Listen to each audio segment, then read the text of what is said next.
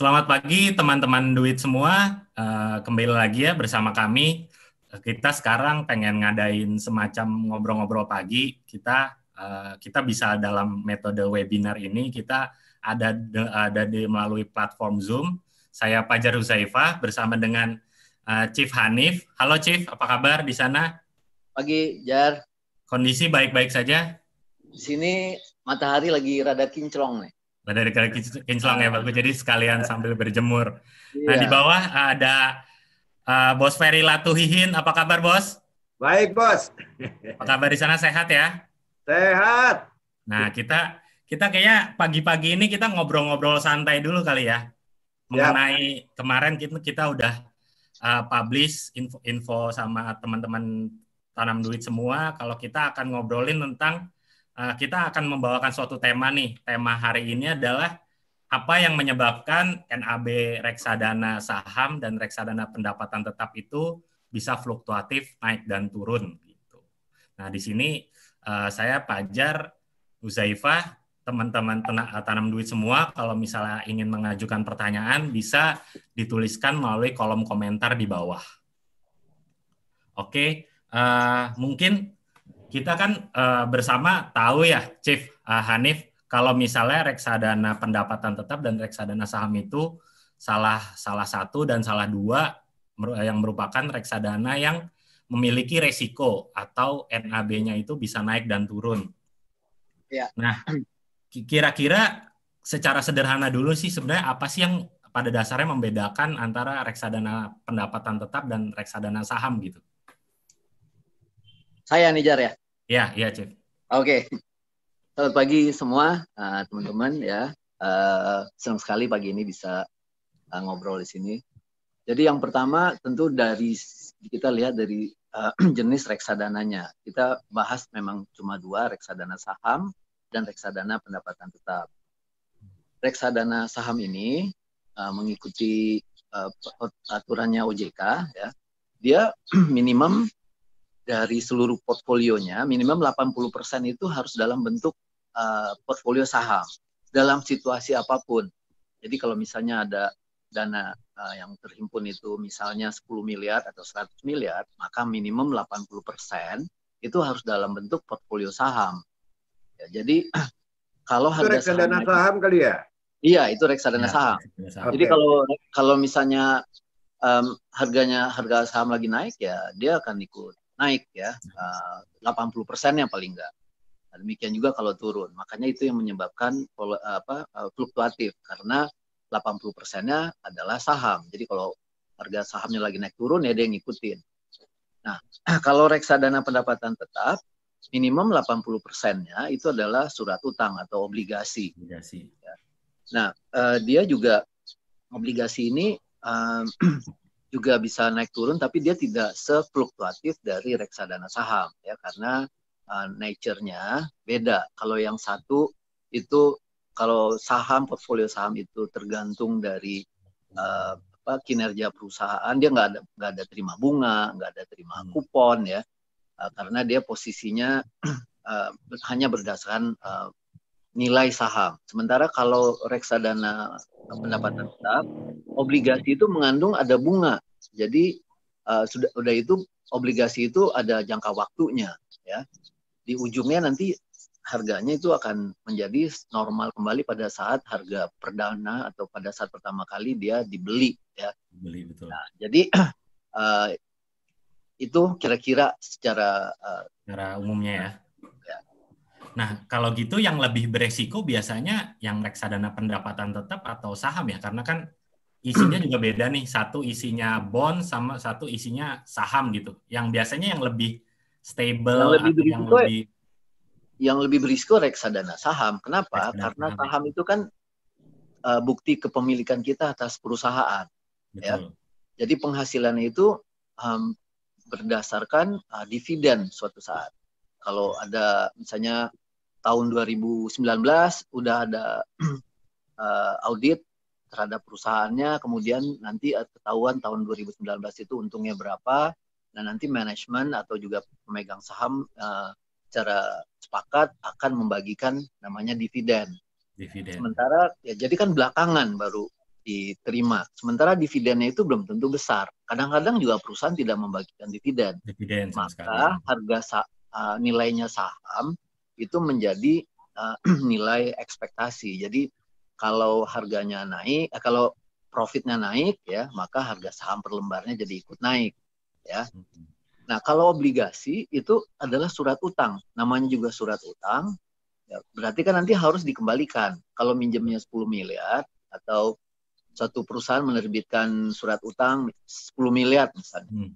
Jangka waktunya 5 tahun. Maka nanti pada saat jatuh tempo dia harus bayar lagi 10 miliar itu senilai namanya par ya. Jadi dia ada jangka waktunya. Kalau pinjamannya itu ya.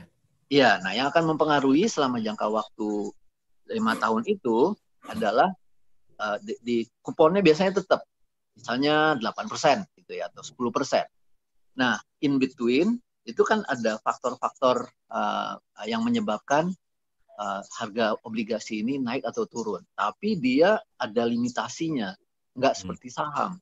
Saham itu limitnya adalah ya sky is the limit gitu ya. Makanya waktu sekarang ini turunnya harga saham itu bisa dalam waktu 2 minggu bisa 30% gitu ya. Sementara kalau kupon itu kan palingan cuma 10%. Jadi nggak mungkin dia sefluktuatif dari saham. Kira-kira begitu aja. Jadi kalau bisa kita lihat nih, kita sebelum masuk ke obligasi itu sendiri atau ke saham itu sendiri, kalau dari segi reksadananya kan kita suka ngelihat nih harga misalnya NAB reksadana saham atau reksadana pendapatan tetap misalnya nilainya 1.300 gitu, Chief. Nah, 1.300 itu sebenarnya berasal dari mana sih angkanya? Walaupun nggak exact numbers, tapi kira-kira tuh kebayang 1.300-nya itu dari mana sih, Chief? Ya, oke. Nah, ini kalau untuk teman-teman yang punya latar belakang atau memahami sedikit neraca keuangan ya, di neraca keuangan itu kan ada yang namanya aktiva dan pasiva dan juga modal ya. Buat teman-teman yang belum memahami akuntansi ya, mungkin pendekatannya coba diikutin aja ya. Jadi kalau kita punya reksadana itu kayak virtual entity, seperti perusahaan ya.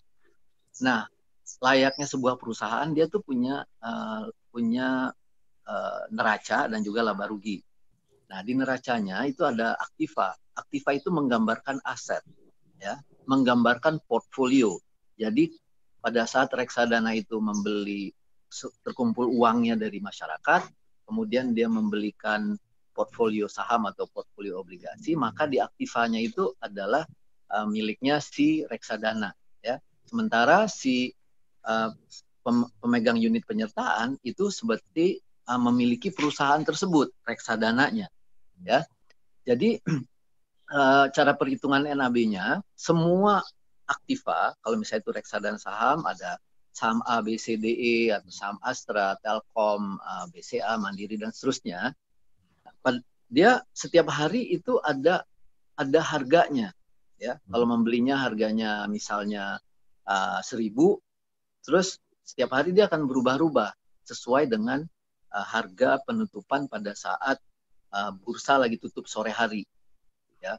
Nah, kalau harganya secara menyeluruhnya itu dia naik, ya, misalnya jadi 1.005, maka aktivanya jadi naik jadi yang tadi 1.000 jadi 1.005. Nah, setelah itu dikurangin dengan biaya-biaya, ya, dengan biaya-biaya dari operasional reksadana, misalnya biaya transaksi, kan kalau fund manajernya beli atau jual portfolionya itu kan dia harus bayar komisi ya ke broker sekuritas brokernya ya kan, terus juga membayar buat bank custodian kecil sih buat manajer investasi.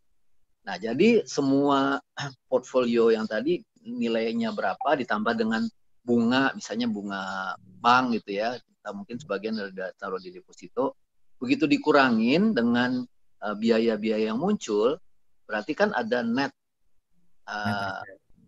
asset value, nilai aktiva bersih. Tapi itu kan total. Secara proporsional harus dibagi. Keseluruhan, secara reksadana. Nanti begitu buat satu pemegang unit penyertaan ya, jadi dibagi aja jumlah unit yang beredar itu ada berapa. Nah, jadi seluruh unit yang dimiliki masyarakat itu proporsional dibagi, makanya iya, keluar angka misalnya harga NAB per harinya iya, itu. iya, NAB per unit itu adalah harga.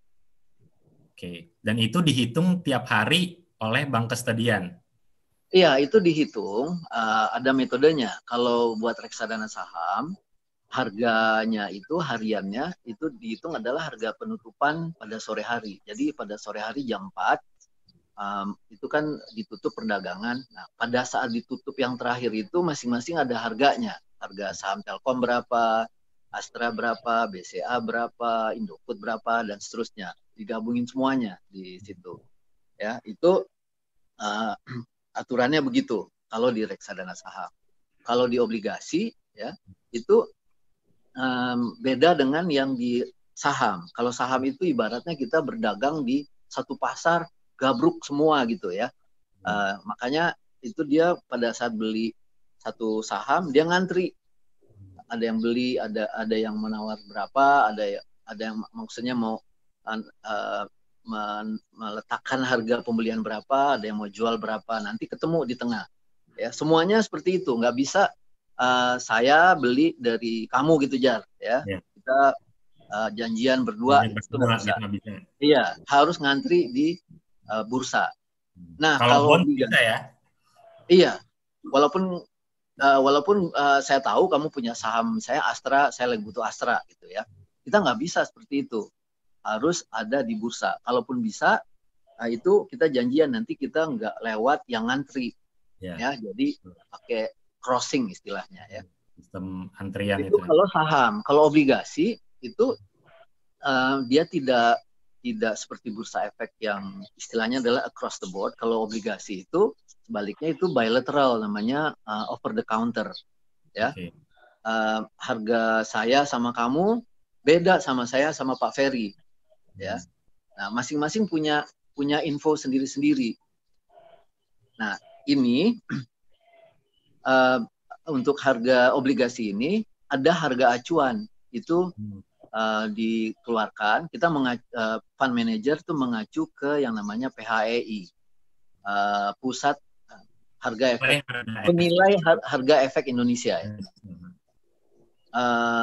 Terus di situ ada acuannya. Nah, obligasi ini ada peringkat-peringkatnya. Kalau peringkatnya AAA misalnya ya, itu let's say misalnya adalah 9% atau 10% misalnya. Nanti kalau yang AA itu dia jadi bisa lebih besar. Nah, masing-masing obligasi itu ada ratingnya. Nanti dia akan mengacu sama harga-harga yang ditentukan oleh atau yang disediakan oleh PHEI. Seperti itu, Jar. Ini agak complicated ya, tapi nanti bisa. Tapi yang penting kita kebayang secara sederhana mana tuh kenapa bisa bergerak naik turun. Berarti kan satu harga itu dia bisa merefleksikan apa isi portofolionya dari reksadana tersebut kan. Kalau portofolio efeknya itu naik, ya harganya akan naik yang dicerminkan dalam satu harga. Nah, Bos Ferry. Nah. Tadi Chief Hanif menyebutkan kalau misalnya harga saham, harga obligasi itu pasti kan bisa bergerak. Nah, kira-kira tuh kalau untuk harga obligasi itu yang mendrive dia harganya bisa naik turun itu apa? Dan kalau untuk saham itu apa sih, Bos Ferry, kira-kira yang bisa menggerakkan gitu? Gini, kalau kita ngomong obligasi, itu ada hubungan terbalik antara harga dengan yield. Yield itu adalah tingkat pengembalian dari obligasi yang diharapkan oleh pasar. Misalnya begini, satu perusahaan mengeluarkan obligasi dengan kupon misalnya 10%. Artinya apa? Perusahaan itu akan membayar bunga kepada si pemegang obligasi itu sebesar 10%. Ya, misalnya kalau nominalnya 100 juta, maka 10 juta tiap tahun dikeluarkan oleh perusahaan. Satu itu. Nah, yang kedua, antara kupon rate dengan yield itu beda. Misalnya begini, begitu obligasi itu diluncurkan, ternyata pasar panik, ya kan, risiko tinggi, tentu orang mengharapkan return yang lebih tinggi kan gitu ya. Ya, jadi umpamanya masyarakat bilang, wah gue nggak mau dibayar 10%, tapi kan obligasi ini udah meluncur di pasar dengan kupon 10% kan gitu ya. Nah, kalau umpamanya pasar bilang, gue maunya sekarang karena risiko naik, maka yield-nya, artinya tingkat pengembalian yang gue harapkan itu maunya 12%, nggak mau 10%. Maka dengan demikian harga menyesuaikan diri, ya. Karena apa? Harga kan kalau nilai nominal obligasi kan nggak bisa dirubah. Yang bisa berubah adalah harganya, ya kan? Nah, kalau yield-nya naik, tentu 100 juta itu nggak lagi 100 juta. 100 juta kan cuma memberikan 10 juta, ya kan? Untuk mendapatkan 2%, 12%, harganya harus turun. Misalnya kalau umpamanya yield naik dari 10% ke 12%, harganya ya turun dari 100 par menjadi 80 sekian. Ya, nah di sini harga obligasi berfluktuasi sesuai dengan yield yang diharapkan oleh market.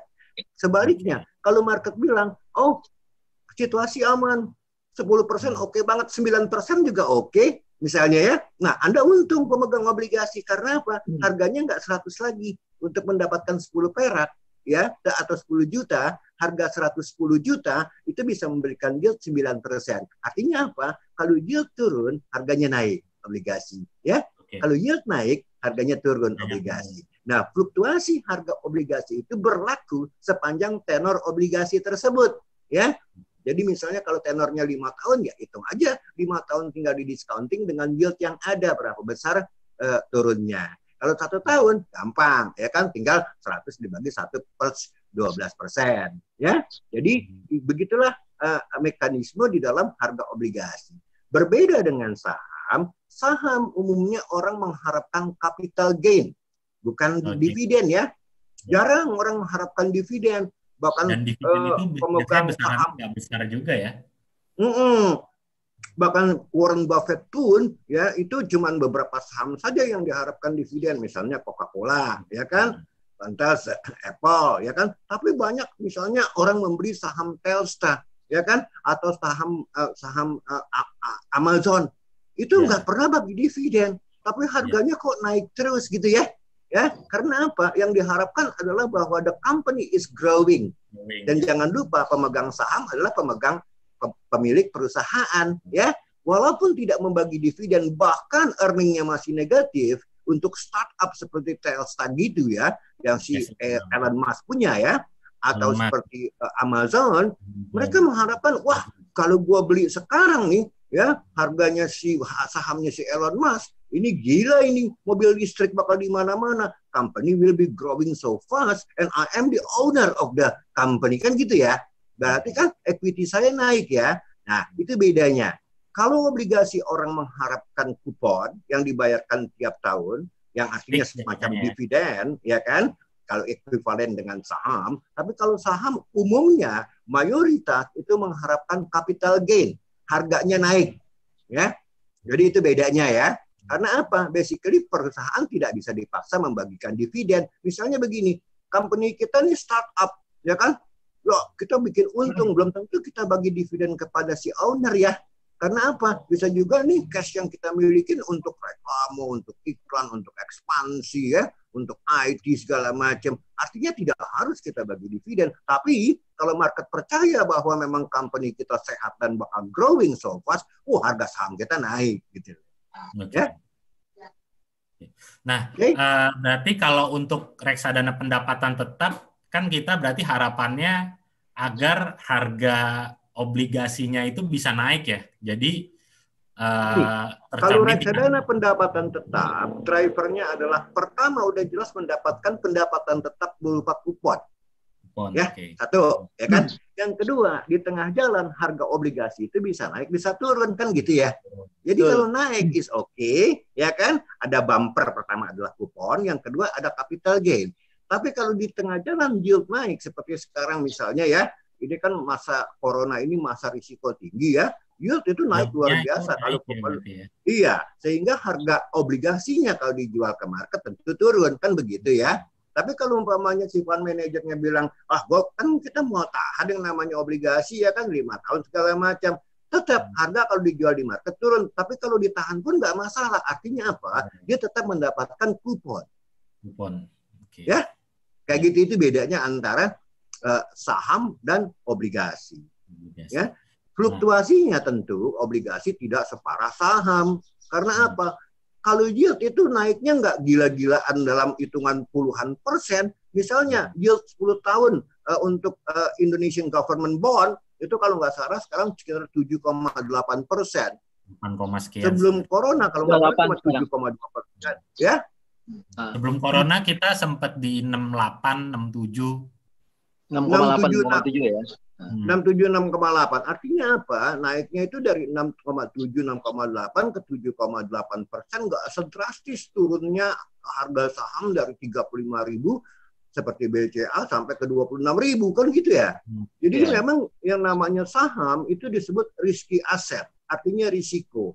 Nah, kenapa orang mau mengambil risiko? Karena tentu expected return-nya atau tingkat pengembalian yang diharapkannya tentu harus lebih tinggi ketimbang yang less risky asset ya. Ada logikanya ya. Kalau pengen aman ya main reksadana pendapatan tetap. Oke. Putus bro. Ya, kayak agak putus sedikit. Oke.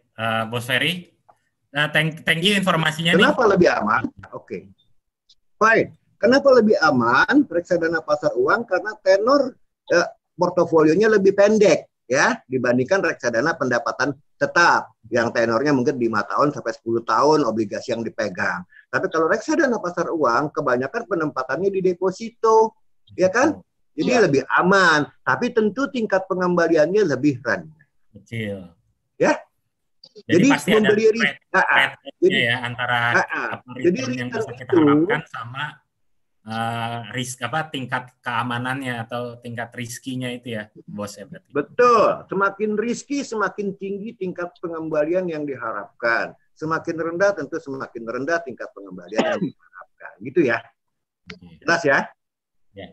Sedikit lagi nih, kalau tadi kan banyak bahas tentang obligasinya itu sendiri. Kalau untuk instrumen saham yang ada di dalam reksadana saham, yang menggerakkan kan kalau tadi sesuai informasi itu adalah ekspektasi dari growth perusahaan. Nah, Mas Ferry kira-kira kita bisa lihat dari mana sih kalau perusahaan itu bisa growth-nya itu bisa cukup tinggi gitu. Jadi bisa menghasilkan ekspektasi yang besar sehingga tercermin juga di dalam harga sahamnya itu sendiri.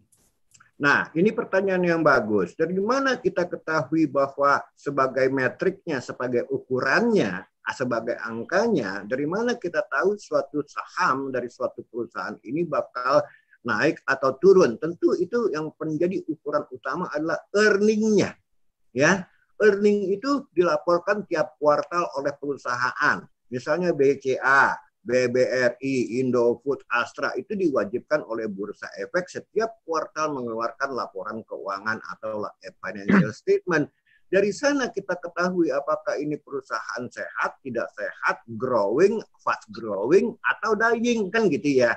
Nah, itu tidak lain. Ukuran pertama untuk mengetahui suatu perusahaan itu sehat atau tidak adalah earning-nya. Ya, jadi profitnya. Gitu loh. Profitnya ini tiap tahun naik apa malah turun sih gitu loh.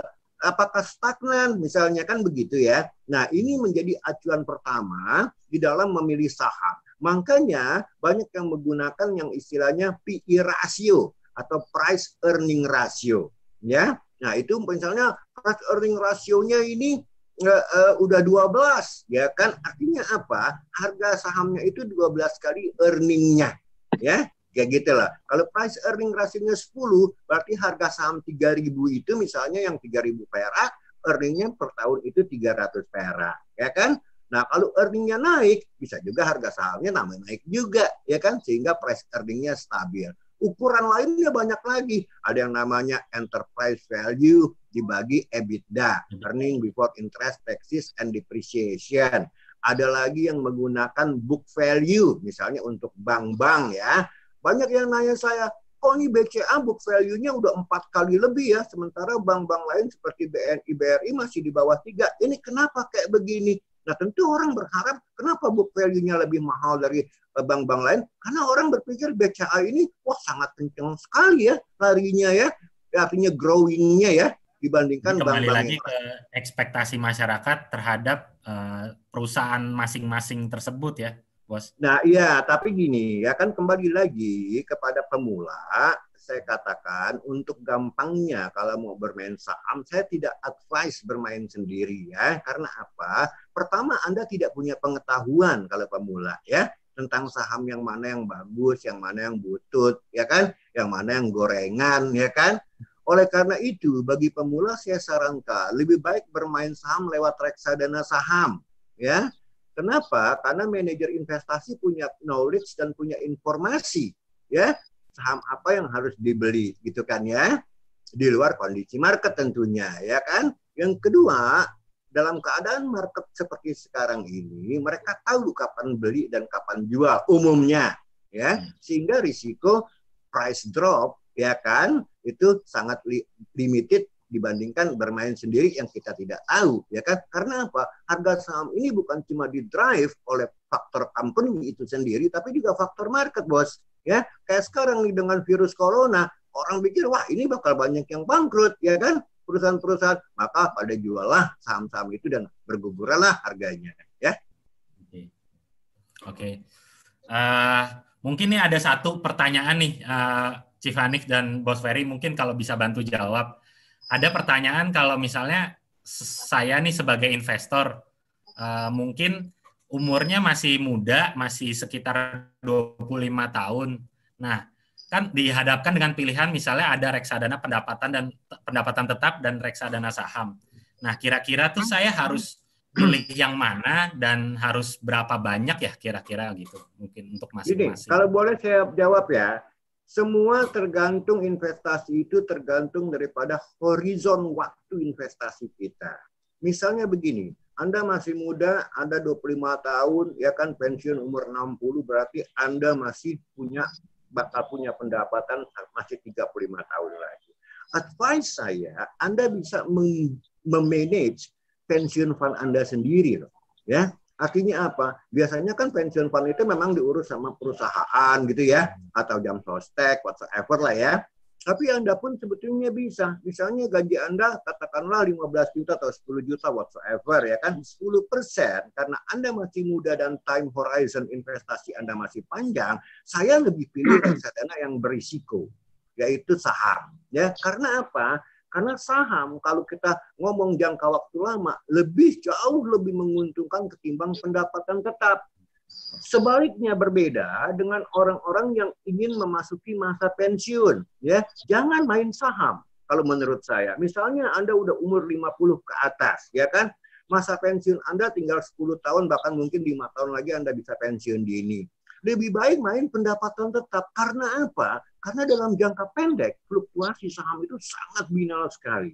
Seperti sekarang misalnya, Dow Jones bisa jatuh dari 29.500 ke 18.200 lantas bouncing back lagi. Kalau Anda tidak punya time frame yang panjang, Anda bisa senyum. Anda bisa kelepek-kelepek loh ngelihat harga. Waduh, kok jadi anjir sementara saya mau pensiun bentar lagi. Kan begitu ya. Jadi saya advise bagi mereka yang masih milenial, apalagi di bawah 30, kalau memang punya horizon investasi yang panjang, saya akan betting di saham, reksadana saham ya. Dan polanya adalah setiap bulan misalnya Anda sisihkan uang 10% dari pendapatan Anda masuk ke reksadana saham, apakah itu LQ45, apakah itu IDX 30, setiap bulan secara kontinu tanpa melihat market, 10% masuk, mau kemanapun market tetap, ini smoothing namanya ya. Kalau market jatuh, Anda averaging down ya. Kalau market naik, yang di bawah tuh juga naik, Anda averaging up juga nggak masalah. Karena time horizon Anda adalah sekian puluh tahun atau sekian belas tahun. Dan artinya apa? Yang Anda riding adalah the trend, bukan volatility. Ya, jadi saya advise tergantung umur Anda, tergantung time horizon Anda, apakah reksadana saham atau pendapatan tetap. Bagi mereka yang di atas 50, saya tidak anjurkan untuk bermain reksadana saham. Kalau cuma time horizonnya 1 tahun misalnya ya, unless kalau you have time horizon 3 tahun sampai 5 tahun dan reksadana saham seperti sekarang ini make sense banget. Oke, thank you Bos Ferry. Kalau dari Chief Hanif, apa ada pengalaman tertentu Chief tentang kasus-kasus seperti ini? Tadi Pak Ferry jelas banget ya penyampaiannya. Nah, tapi mungkin yang belum dijelaskan itu adalah ya bahwa kita apalagi kalau usia 25 tahun itu perjalanan masih secara umum tuh perjalanan hidup masih panjang gitu ya. Kita bisa bagi 3 perjalanan hidup ini in general. Yang pertama masa lajang ya masih single, yang kedua masa berkeluarga, menikah dan punya anak. Nah, yang ketiga itu masa pensiun.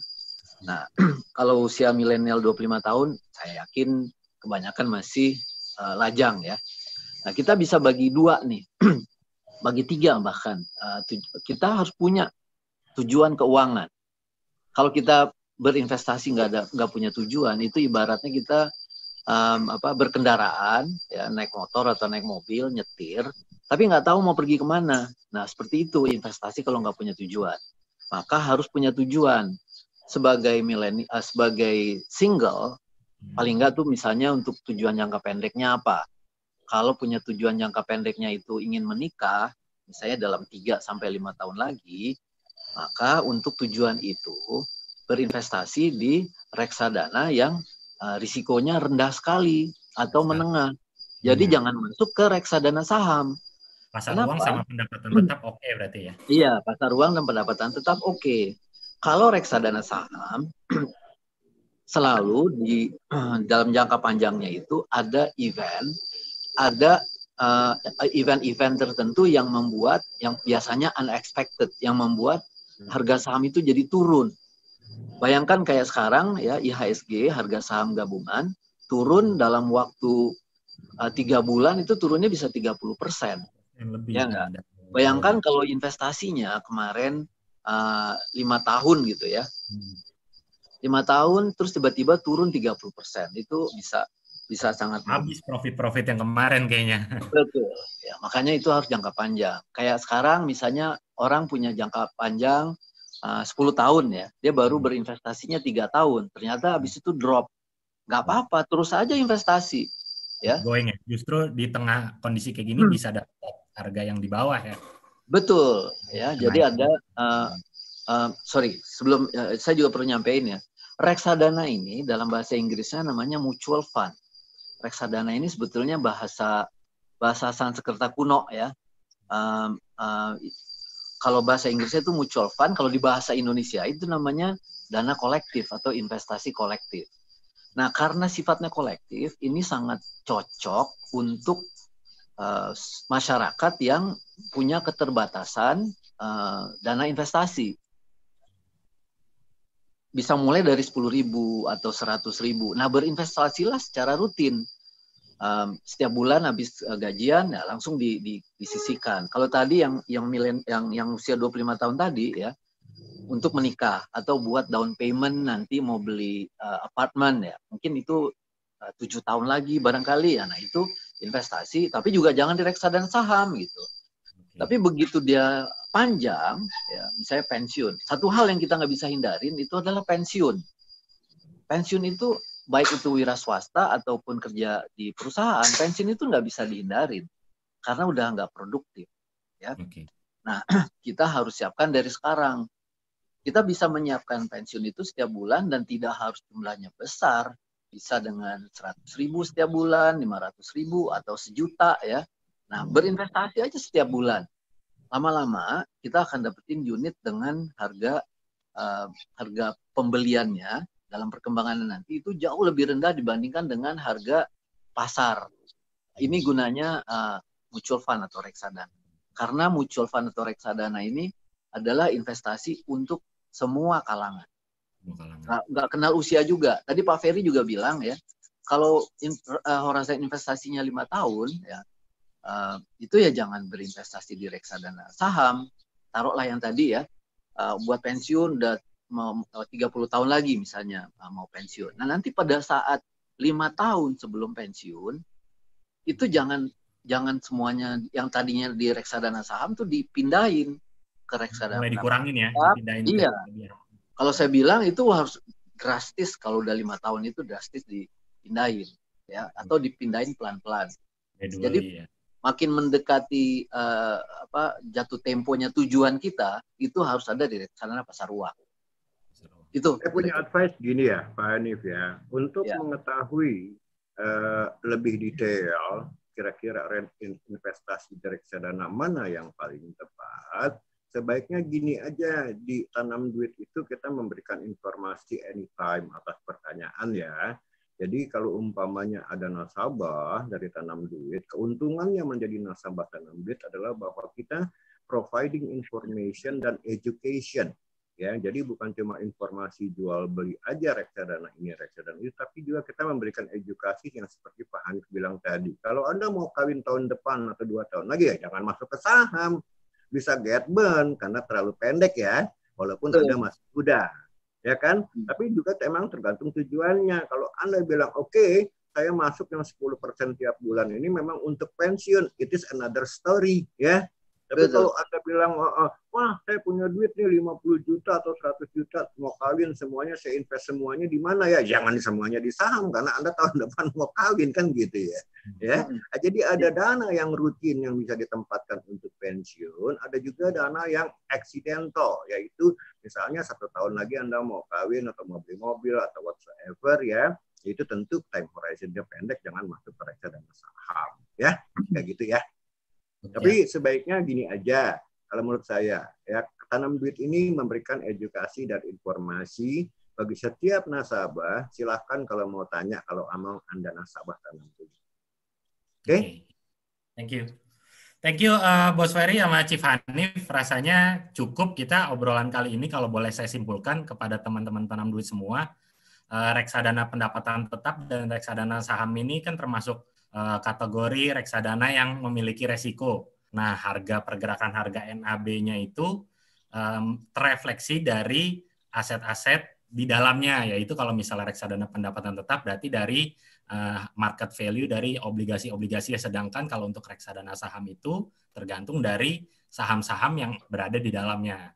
Nah, untuk pemilihan reksadananya ini kita harus memperhatikan pertama kali itu adalah horizon waktu dan tujuan investasi kita. Kita harus menyesuaikan antara durasi tujuan waktu kita dengan instrumen investasi yang akan kita pilih. Apakah itu reksadana pendapatan tetap atau untuk tujuan yang lebih panjang kita bisa memilih ke reksadana saham. Begitu ya sekiranya Chief dengan Bos Ferry. Ya, correct. Thank you, Jar. Oke, untuk teman-teman Tanam Duit semua, jika belum sempat melihat, nanti bisa dilihat video kali ini di akun channelnya Tanam Duit. Bisa dibagikan ke teman-teman lainnya, dan juga jangan lupa subscribe akun channel YouTube dari Tanam Duit. Sekian dari kami. Oh ya, dan juga likes-nya. Oke, sekian dari kami. Selamat pagi dan selamat melanjutkan aktivitas masing-masing untuk teman-teman Tanam Duit semua. See ya.